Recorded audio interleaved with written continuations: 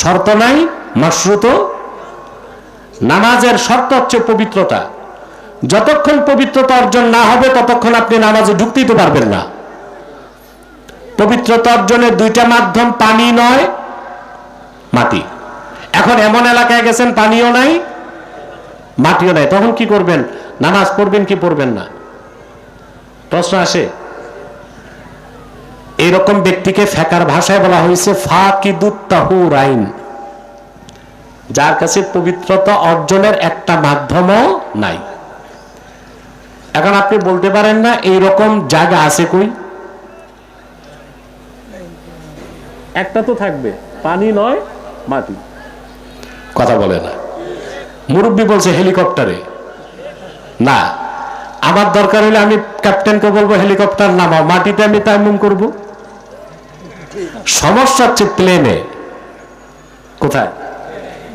প্লেনে দেখা যায় নামাজের সময় হয়েছে, পানিও নাই মাটিও নাই। ইমাম আজমের ফতোয়া, যেটা মুফতাবিহি কৌল, এরকম ব্যক্তি নামাজে ঢুকতে পারবে না, নামাজের সুরতে বসে থাকবে। নামাজ পড়তে সুবহানাল্লাহ কইবেন না? পানি বা মাটি যে কোনো একটা পেলে সে নামাজ পড়বে কাজা হিসেবে। এখন আপনাদেরকে ফাঁকি দিয়ে একটা প্রশ্ন করি।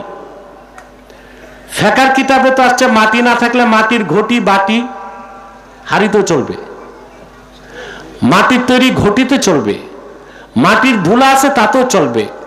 কেন সমস্যা হবে? কেন? আমরা কোথাও গেলাম পানি নাই মাটি নাই, পুরা মানুষটাই তো মাটির তৈরি। একজনের পিঠে একজন তায়াম্মুম করলে হয় না কেন? কথা বল।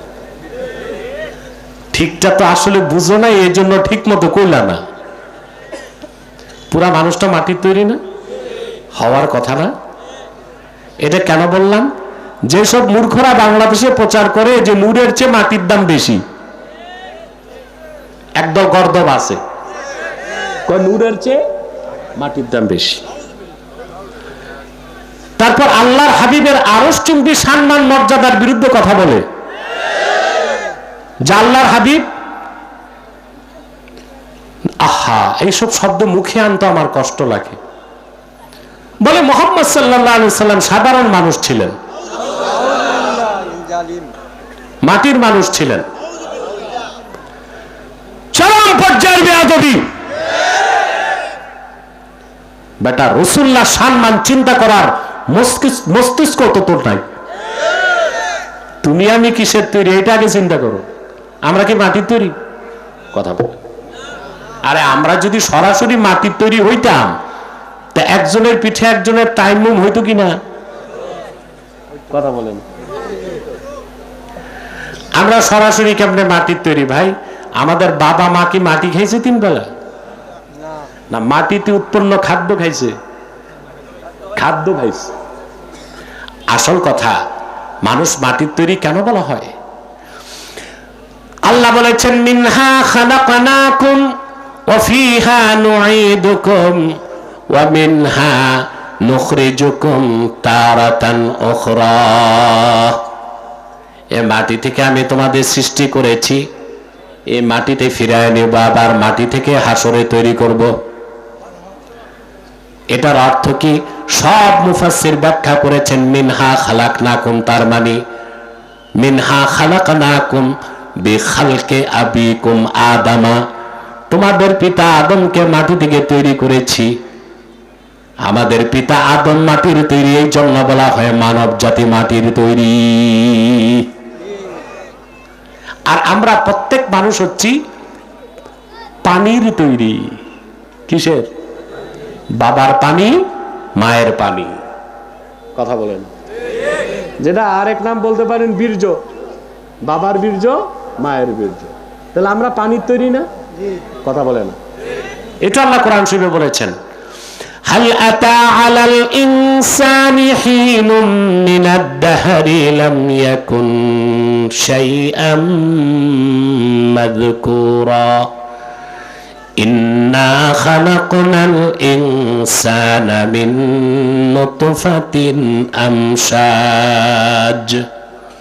নিশ্চয় আমি মানুষকে সৃষ্টি করেছি তার পিতার বীর্য আর তার মায়ের বীর্যের মিশ্রণ থেকে।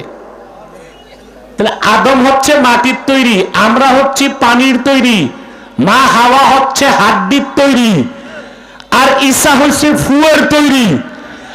আর আল্লাহর হাবিবের সম্মান মর্যাদা সব কিছুর ঊর্ধ্বে।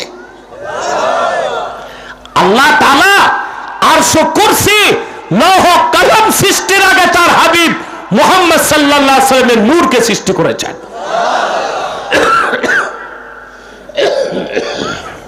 মনে থাকবে? কিন্তু আমরা এটা বলবো না যে আল্লাহর হাবিবের নূর জাতি নূর, আমরা বলি খালকি নূর। লাম ইয়ালিদ ওয়া লাম ইউলাদ। স্পষ্ট? তা আমরা কিন্তু নিজেরা কিসের তৈরি তাই ভালো মতো বুঝি নাই। কথা বলেন, আজকে বুঝলাম। তাহলে আল্লাহ তাআলা দিনকে কত সহজ করে দিয়েছেন। ওযুর জন্য পানি, পানি না থাকলে মাটি, পানিও নাই মাটিও নাই, চুপচাপ বসে থাকো। ইসলামের মধ্যে অযৌক্তিক কোন মাত্রা, অযৌক্তিক বাড়াবাড়ি নাই, আবার মাত্রাতিরিক্ত ছাড়াছাড়ি। কথা বলেন, অযৌক্তিক বাড়াবাড়ি, মাত্রাতিরিক্ত ছাড়াছাড়ি। সুবহানাল্লাহ। দিন খুব সহজ, স্পষ্ট, এর মধ্যে কোনো বক্রতা নাই, এবং দিন ইসলাম পরিপূর্ণ। সুবহানাল্লাহ কইবেন না? আমরা মাঝে মধ্যে খুব বাড়াবাড়ি করি না? এবার আসেন দিন ইসলামের তিনটা পদ্ধতির কথা বলে দিই। ইসলামে কিন্তু তিনটা পন্থাই আছে: চরমপন্থা, মধ্যপন্থা, শিথিল পন্থা। আমাদেরকে কিছু বক্তা আর কিছু স্কলার ভুলভাল বুঝায় যে ইসলামের মধ্যে চরমপন্থা নাই। আরে বেটা, ইসলামে উগ্রপন্থা নাই, চরমপন্থা তো আছে। কথা বলেন। মধ্যপন্থা আছে, শিথিল পন্থা আছে। আল্লাহ ইসলামের মধ্যে কেতাল ও জিহাদকে ফরজ করেছেন, এটা চরমপন্থা। কথা বলেন। ইসলামী শরিয়ার ক্ষেত্রে আল্লাহ দিয়েছেন মধ্যপন্থা, আর বিজাতির কাছে ইসলামের দাওয়াত দেওয়া হবে শিথিল পন্থায়। আল্লাহ বলেন নাই হিন্দুরের ঘাড় ধইরা মুসলমান বানাই, এটা আল্লাহ বলেন নাই। অমুসলিমের কাছে ইসলামের দাওয়াত আমরা তুলে ধরব, ইসলামের সৌন্দর্যে মুগ্ধ হয়ে স্বেচ্ছায় তারা মুসলমান হবে। দাওয়াতের ক্ষেত্রে কি শিথিল পন্থা। তা পন্থা আল্লাহ কয়টা দিয়েছেন? সব জায়গাতেই তো চরমপন্থা আছে, তো ইসলামের ক্ষেত্রে চরমপন্থাকে সন্ত্রাস বলো কেন? আপনি যাবেন কানের ডাক্তারের কাছে, সে কানের ট্রিটমেন্ট করবে শিথিল পন্থায়। দাঁতের ডাক্তারের কাছে গেলে কথা শিথিল পন্থা না চরমপন্থা? না, ইনজেকশন দেখলেই তো কলিজার পানি শুকায় যায়। তারপর দাঁত তুলতে যে সারাশিটা। কানের ডাক্তার যে পদ্ধতিতে কানের ট্রিটমেন্ট করে, সেই চরিত্রে যদি দাঁতের ডাক্তার ট্রিটমেন্ট করে, একটা দাঁতও ফেলতে পারবে? কথা বলেন না। ওইটা চরমপন্থা। ওটা কি লাগবে?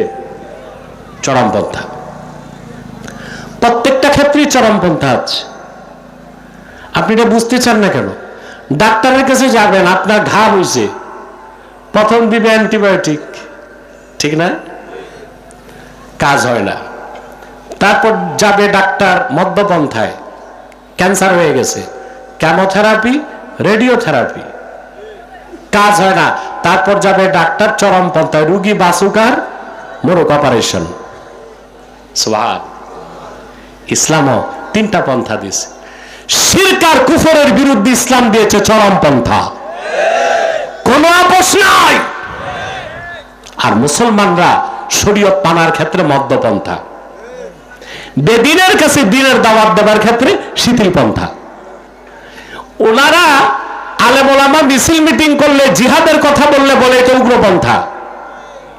আরে বেটা, চরমপন্থা ছাড়া পৃথিবীতে কোনো বিপ্লব হয় নাই।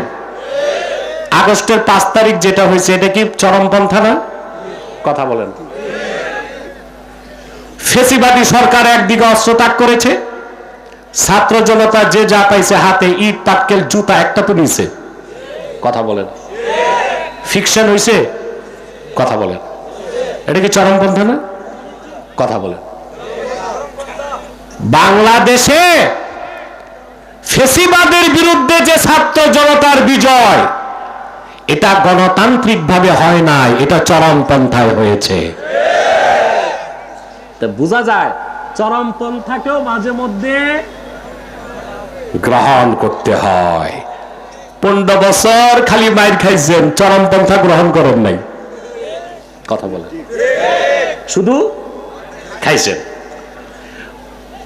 খুনিরা এতটা নিকৃষ্ট হয়ে গেছিল, মানুষ মারাটাকে তারা পশু মারার চেয়ে হালকা মনে করছে।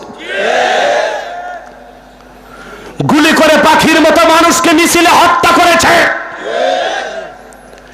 এক্সট্রা জুডিশিয়াল কিলিং, বিচারের নামে প্রহসন করে নিরীহ মানুষদেরকে ফাঁসি দিয়েছে, দেয় নাই? আয়না ঘরে রেখে মানুষকে যে নির্যাতন করেছে বিগত ফ্যাসিবাদী সরকার, হালাকু খান, চেঙ্গিস খান, আইয়ুব খানের মতো স্বৈরাচার ওই কাজ করতে পারে না। এই জাতি যতদিন বেঁচে থাকবে তাদেরকে ক্ষমা করা যাবে না। করবেন ক্ষমা? তাদের যে অপরাধ, তাদের নাম পরিবর্তন করা উচিত, আল্লাহর কাছে ক্ষমা চাওয়া উচিত, জাতির কাছে গণ আদালত প্রতিষ্ঠা করে ক্ষমা চাওয়া উচিত। 15 বছর তো খাইছেন শুধু। যখন মানুষ চরমপন্থা নিল, বিজয় চলে আসলো, তো তোমরা বিপ্লবের নামে চরমপন্থা জায়েজ মনে করো। গণতন্ত্র প্রতিষ্ঠার জন্য চরমপন্থা জায়েজ হয়, শুধু ইসলামের স্বার্থ রক্ষায় আমরা কঠিন কথা বললে চরমপন্থা না জায়েজ। এটা তো জিএমটিটি, জাতে মাতাল তালে ঠিক, এগুলো আর বাংলাদেশে চলবে না। তোমাদের বয়ান আছে, আমাদেরও বয়ান আছে। তোমাদের বয়ান শিরকি বয়ান, কুফরি বয়ান, আমাদের বয়ান ঈমানি বয়ান, সত্যের মানদণ্ডে উত্তীর্ণ বয়ান। দুনিয়ার সমস্ত কাফের মুশরিক এক প্ল্যাটফর্মে এসেও তাওহীদবাদীদের বয়ানের একটা অক্ষরকে অস্বীকার করতে পারবে না বাংলাদেশে।